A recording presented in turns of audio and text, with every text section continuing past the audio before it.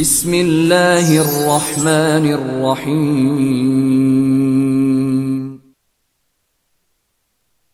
السلام عليكم ورحمة الله وبركاته. الحمد لله الذي هدانا لكمال عبوديته. أشهد أن لا إله إلا الله وحده لا شريك له وأشهد أن محمدا عبده ورسوله. Pemirsa yang dirahmati oleh Allah Subhanahu wa Ta'ala, seperti kita pahami bersama bahwa ibadah memiliki syarat standar, syarat primer sehingga ia diterima oleh Allah Subhanahu wa Ta'ala, yaitu ikhlas sekaligus ittiba, kemampuan kita untuk menyesuaikan diri mengikuti tata cara Rasulullah sallallahu alaihi wasallam. Namun selain dua syarat mutlak ini, ada lagi dua syarat kesempurnaan ibadah. Yang pertama adalah bersegera untuk melaksanakan ibadah manakala waktunya telah tiba. Allah Subhanahu wa Ta'ala menegaskan, wasari'u ila magfiratin min rabbikum. Bersegeralah kalian menuju ampunan Allah Subhanahu wa Ta'ala, wa jannah, dan surganya, arduhas samawati wal ard, yang mana lebarnya seluas langit dan bumi. Dan juga syarat kedua kesempurnaan ibadah adalah berlomba-lomba dalam rangka beribadah kepada Allah Subhanahu wa Ta'ala. Allah Subhanahu wa Ta'ala menegaskan, fastabiqul khairat. Wahai kalian orang-orang beriman yang beramal saleh, beribadah, usahakanlah kalian senantiasa berlomba-lomba dalam rangka untuk taqarrub dan ibadah kepada Allah Subhanahu wa Ta'ala. Sehingga kita menemukan di dalam Al-Quran, misalnya di surah Al-Waqi'ah, bagaimana karakteristik orang-orang yang memiliki ibadah yang sempurna ini. Allah katakan, was-sabiquna as-sabiqun ulaika humul muqarrabun. Sungguh mereka yang senantiasa berlomba dalam rangka ibadah, baik sifatnya ibadah wajib maupun ibadah sunnah, maka as-sabiqun, mereka akan menjadi pionir. Dan sekaligus ulaika humul muqarrabun, mereka itulah yang akan mendapatkan posisi khusus, manzilah di sisi kemuliaan di sisi Allah Subhanahu wa Ta'ala. Pemirsa yang dirahmati oleh Allah Subhanahu wa Ta'ala, dari syarat dasar dan kesempurnaan ibadah ini kita mengerti bahwa ternyata ibadah itu kemudian bertingkat. Minimal ada 3 tingkatan umum ibadah. Sekaligus juga yang menjadi tingkatan orang-orang beriman dan bertakwa. Pertama, tingkatan pemula, yaitu mereka-mereka yang menyembah Allah Subhanahu wa Ta'ala yang masih sangat polos. Lebih banyak keikut-ikut dibanding sebagai bagian dari kesadaran. Karena yang namanya kesadaran yang merupakan ciri ketakwaan itu adalah mereka yang telah mulai sedikit banyak belajar seputar Islam, sehingga mereka mulai menjadi pribadi yang konsisten dan istiqamah. Mereka inilah yang disebut kelas menengah. Lalu kemudian di sana ada kelompok-kelompok ahli ibadah yang luar biasa. Dengan taufik dari Allah, dengan usaha mereka untuk senantiasa mengupdate diri dalam aspek ilmu dan amal, mereka kemudian menjadi orang yang hebat, berlomba-lomba, dan kemudian bersegera untuk beribadah.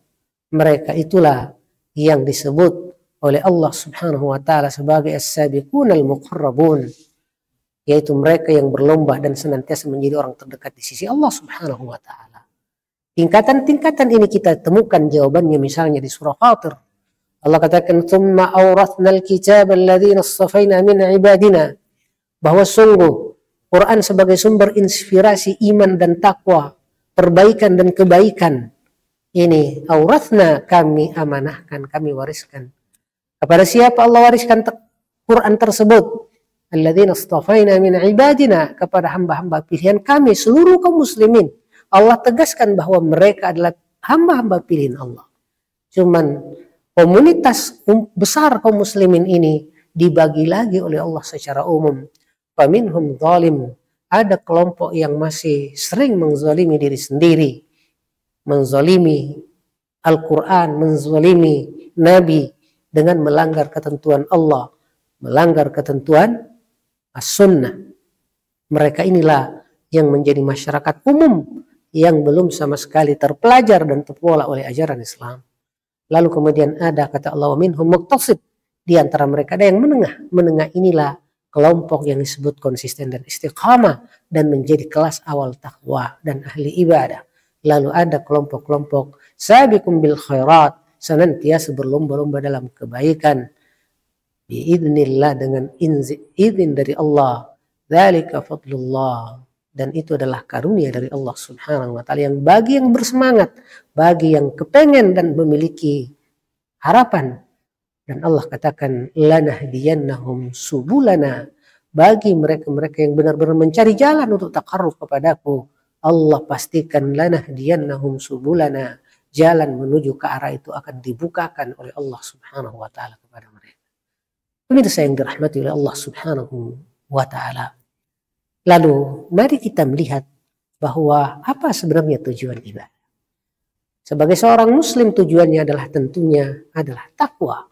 Allah tegas menyatakan, "Ubudu rabbakum", sembahlah Rabb kalian, alladzi khalaqakum, yang telah menciptakan kalian, walladzina min qablikum, dan orang-orang sebelum kalian, la'allakum tattaqun, agar kalian meningkat dalam aspek ketakwaan, menjadi orang-orang di samping menengah, bahkan kalau bisa kalian menjadi orang-orang yang profesional, orang-orang yang berlomba-lomba menuju kepada kebaikan.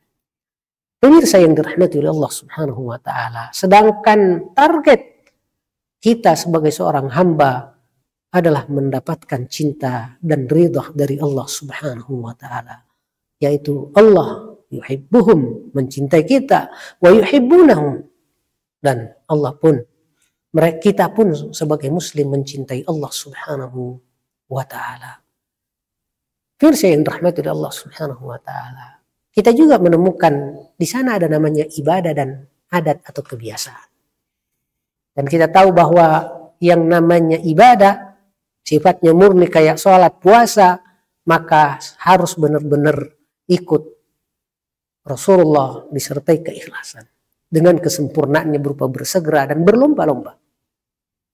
Adapun sifatnya adat, yaitu seperti tidur, makan, minum, yang merupakan rutinitas kita sebagai manusia, manakala kita awali dengan bismillah ataupun zikir, misalnya keluar rumah, bismillah tawakkaltu ala Allah, lalu kita naik kendaraan kita baca bismillahi majriha wa mursaha, atau subhanalladzi sakhkhara lana hadza wa ma kunna lahu muqrinin, atau kemudian adab-adab ya, seperti kepengen tidur, bismika Allahumma ahya wa bismika amut, dengan namamu aku tidur dan aku bangkit, aku meninggal, bahkan bersama dengan keluarga pasangan yang sah, bismika Allahumma inni a'udzubika, bahwa ya Allah dengan namamu jauhkanlah aku, jannibna asyaitan, jauhkanlah syaitan dari aktivitas kami ini.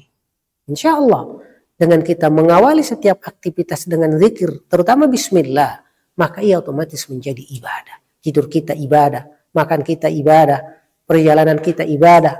Dan kemudian manakala kemudian kita selesai dari yang kita sebut adat ini, rutinitas ini seperti makan, tentu penutupnya adalah alhamdulillah, segala puji bagi Allah. Berbeda dengan misalnya ibadah murni seperti sholat, seperti puasa, seperti layaknya haji, maka dianjurkan setelah selesai kita mengucapkan astagfirullah bahkan 3 kali, karena artinya adalah bahwa ya Allah, bahkan aku berhadapan denganmu, aku masih banyak lalainya, sementara hakmu untuk diagungkan melampaui kemampuanku untuk kemudian memujimu dengan sepenuh kehusyuan yang bisa digapai oleh manusia. Begitupun ketika kita selesai haji, terutama setelah kita balik, apalagi dengan kemungkinan adanya ria, adanya update status yang bisa mengurangi ketulusan dan keikhlasan, walaupun niatnya tadi tahadduts bin nikmah, mau menceritakan nikmat kepada orang lain, tapi karena kadang tipis batasannya sehingga ia menjadi ria, nauzubillahi min dzalik. Maka setelah balik haji ataupun umrah, yang harus diperbanyak adalah astagfirullah. Bahkan jangankan kita, Rasulullah Sallallahu Alaihi Wasallam setelah selesai dari Fathu Makkah, kata Allah, "Fasabbih bihamdi rabbik." Maha sucikan Allah. Sungguh pujilah Allah. Keberhasilanmu bukan karena kehebatanmu, tapi murni karena karunia dan Allah mudahkan sehingga ia kemudian menjadi sesuatu yang diterima oleh masyarakat. Jemaah yang dirahmati oleh Allah Subhanahu wa Ta'ala. Dan terakhir, terkait dengan yang kita sebut cakupan ibadah. Ada cakupan pribadi hati. Ada cakupan yang namanya lisan. Ada yang namanya fisik. Lalu ini menjadi ibadah pribadi. Lalu menjadi ibadah keluarga. Termasuk ibadah dalam bidang pendidikan. Termasuk ibadah dalam aspek ekonomi. Termasuk ibadah dalam aspek politik yang kita sebut manajemen. Bahkan dari manajemen pribadi, manajemen keluarga, manajemen pendidikan, manajemen ekonomi. Sampai manajemen politik yang kita sebut negara. Sampai ke peradaban. Semuanya harus menghadirkan keadilan dan keihsanan, karena tidak boleh zalim sama sekali di semua bidang, karena zalim atau az-zulmu adalah bertentangan dengan hakikat ibadah. Barakallahu li wa lakum fil Qur'anil azim wa nafa'ni wa iyyakum bima fihi minal ayati wal dzikril hakim. Wallahu yatawallas salihin. Assalamualaikum warahmatullahi wabarakatuh.